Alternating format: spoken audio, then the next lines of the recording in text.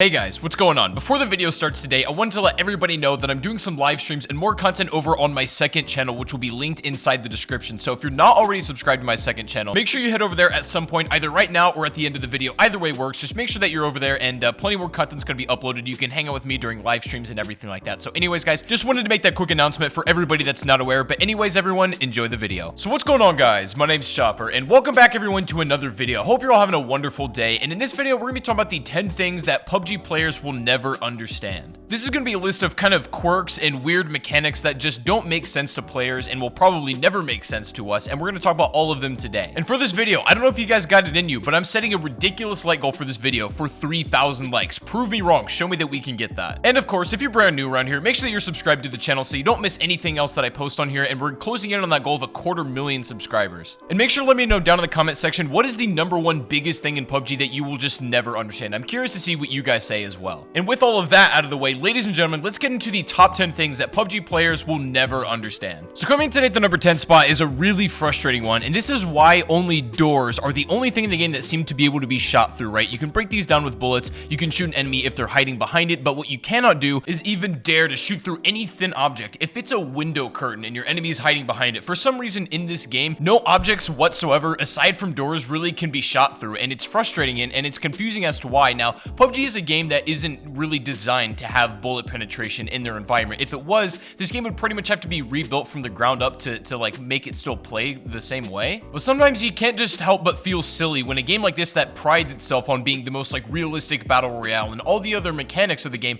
are pretty realistic, to be fair, but it's just annoying when you can't shoot through a plastic bucket to kill an enemy. And guys, don't get it twisted. By me saying that, I don't mean that the game would be better if there was bullet penetration just throughout the entire environment. All I'm saying is, in a game like this, it does kind of feel awkward sometimes when, you know, things that you should be able to shoot through just don't work in this game, and it's been a staple since the beginning. It's not going to change anytime soon, but it's one of those things that we're still just going to never understand no matter how hard we try. Now, coming in today at our number 9 spot is about Molotovs, and these are the weirdest items in the game in my opinion. They're so interesting just because they're not very popular, but they have a lot of mechanics that I'm not even sure everybody is aware of. So like, for example, I will never understand why pretty much a glass bottle with just some fluid, which is what the Molotov is somehow much heavier than like grenades and then like med kits and stuff like that. The Molly eats an unbelievable amount of backpack space up, and it's kind of one of those things where you're not going to be able to carry more than one typically. If you're looting properly, you know, you got the average amount of ammo, average amount of meds, you can realistically only fit one, if that. Like, I just don't understand the carrying space for that, and also the fact that these can be shot out of the air and exploded wherever the bullet hits it. Now, this is the only throwable in the game that can do that, which is weird because you'd figure grenades should probably act the same way if the Molotov is going to do it at least. What can I say, man? The Molotov is just whack in like a lot of different ways. That's why it's not super popular, just because it's one of the more odd items in the game. And I think that if it had maybe a little bit of rebalancing, or maybe if it was included in the meta a bit more, if it didn't take up so much space, I would be more inclined to use this, to be honest. So coming today at the number 8 spot is why these certain 2 weapons can't use particular attachments. Now, I guess one of them kind of makes sense just based on the real life version of the gun, but the other one, I just don't understand the rationale behind PUBG Corp for making it balance this way. And what I'm talking about is the Groza not being able to use a compensator, which is arguably probably the gun that could benefit from it the most, at least. And also the M16 not being compatible with the canted sight. It's really frustrating because the M16 keeps getting nerfed over and over again. It is the worst assault rifle in the game currently, and it just doesn't seem to catch a break at all. Unfortunately, the canted sight would be amazing on this gun. It actually could make it quite useful, but we can't even be so lucky as to have that. For sure, the canted sight would look awkward on the M16, but PUBG could do something to make it work in this game if they really wanted to. So I really think that if there's enough player feedback about this, PUBG might change it. So let me know in the comment section, or let me know what you guys think about the M16 being compatible with the canted sight. It needs it, man. I'm telling you, like, it's a pain to use it without. So coming today at the number 7 spot is getting the armored UAZ as a reward for using a flare gun in PUBG. Now, everybody knows how the flare gun works at this point, but just in case anybody doesn't, a quick rundown, you can get 2 items from a flare gun potentially. You can either get a like really sick care package that's gonna have tons of like weapons and goodies for you, or if you call it outside of the zone, you're gonna get an armored UAZ that is really hard to take down down and shoot through, and that's great. But the problem is that one reward is very clearly better than the other, right? It's just no contest. Far and away, the guns are always going to be better than getting that UAZ, because transportation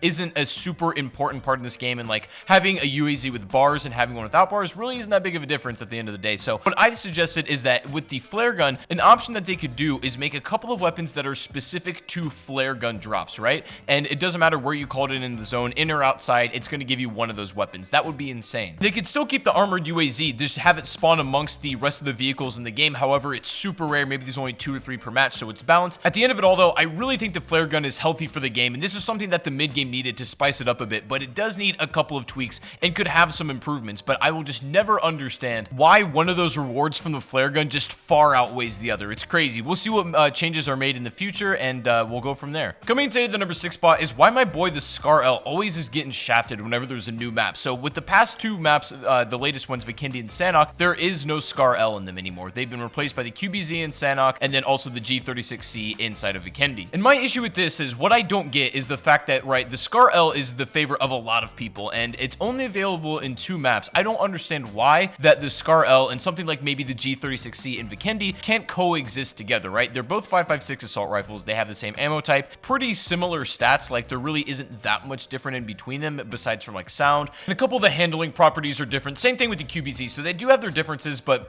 they're pretty close to one another. And I just don't understand why that like the overall loot spawn of these weapons can't be like shared amongst the 2 of them, right? It's always better to have more variety and more ways to play, in my opinion, rather than less. That's just kind of like a fact of gaming. To be honest with you, I hope this changes soon, and I'm really hopeful that they'll make a move, but don't hold your breath. Coming today at the number 5 spot, lads, I don't get why it is 2019 and in PUBG we still can't reattach 8x's to the ARs. The whole problem and the reason why that privilege got taken away initially, it has been fixed, and it's been fixed for a while now. It was the M16 being ridiculously overpowered, and then DMR still kind of being added to the game and getting a balance. All of that has been sorted out now. The whole thing's been squared away, so you would think that we would get the like privilege back to attach 8x's on ARs, but we haven't. And in reality, there's not much of a difference between using a 6x on an assault rifle and an 8x. You don't get that much more magnification, and nothing would really change, so it just kind of takes away your freedom for no apparent reason. I would like to see this change soon. I'd be reverted back to how it was back in the past, but we'll see if they do make that change. But moving on here, coming in at the number 4 spot, guys, what's the deal with gas cans these days? Who uses them and why? And how can we help you fix it? Let me make this clear. I'm not against having gas cans in the game at all, and they serve a pretty important purpose when you need it as well. But the thing is, they seem kind of unnecessary on a day-to-day basis, just in an average game. You don't really carry them on you. They're pretty heavy, and the odds that you're going to use them are very low, right? Because when you're traveling, you really don't have to use even all of your gas, depending on what vehicle you're in. I've heard the argument in the past that the way to make gas cans useful in PUBG is to make vehicles spawn with less gas as soon as you like actually get them in a match. Now, all that would really do is just make vehicles worse and create an inconvenience to have to use gas cans every time you set foot into one. That would not be a very fun game mechanic, and it would just be serving a function that doesn't need to be there. On paper, gas cans work great, and in theory, you should be using them from game to game if you're traveling a lot, but just the way that the meta's evolved in PUBG and the way that players generally tend to play this game these days, gas cans are probably one of the most useless items, if not the most useless item in the game at this point. Now, getting into our top 3 of things that I'll just never understand, let's talk about the utility belt. And some of you probably have no idea what I'm even mentioning here, and I don't blame you, because you probably didn't even know it existed. The utility belt is a like character item that you spawn in with every single game, similar to the parachute, and that goes away after you jump out of the plane, of course. But the utility belt is supposed to let you carry more items. What I don't understand about this is why not just make that the default carrying capacity and lose the equipment? It's not necessary. Nobody ever takes off their utility belt in order to carry something else, and that wouldn't make sense to even do that. There's nothing you can replace it with. So I suggested that there could be a couple of fixes for this, or something to make the utility belt useful, such as like equipping weapons faster, like making drop times and raise times for your weapons maybe slightly faster, and you don't spawn with it, you got to find it. It could be in care packages. I don't know. I just want the utility belt to be useful and not just a carrying capacity that you come in with every single game anyways. Doesn't make sense, but we'll see. Coming in today at the number 2 spot is why stun grenades are so inconsistent, and why only like 1 out of every 100 actually works and the rest are just confetti bombs. It's honestly insane. There's this really weird inconsistency where sometimes you can hit an enemy and they'll be stunned for like 5-6 seconds and at least enough time for you to clean up the kill.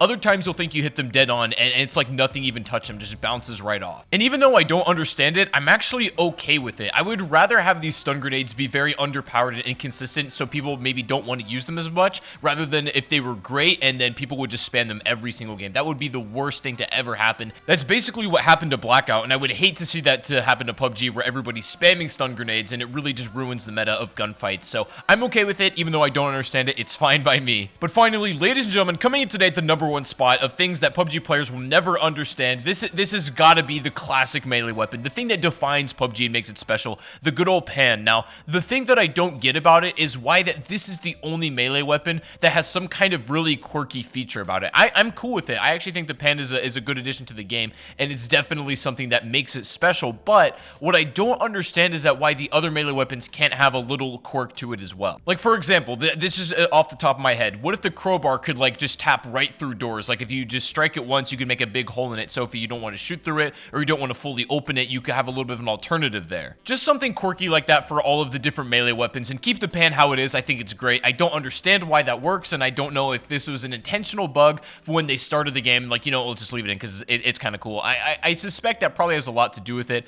but the pan is a classic feature in the game, and I don't think it's ever going to be changed. We don't have to understand it, but we can definitely like it. Now, anyways, guys, I think that is going to be the video for today. Thank you so much for watching. If you enjoyed the video, please make sure to leave a like rating, and make sure you go and subscribe to my second channel if you didn't already at the beginning of the video. I'd appreciate that a lot. And without further ado, ladies and gentlemen, thank you for watching again, and I'll see you all on the next stream or the next video. Take it easy, guys, and peace out.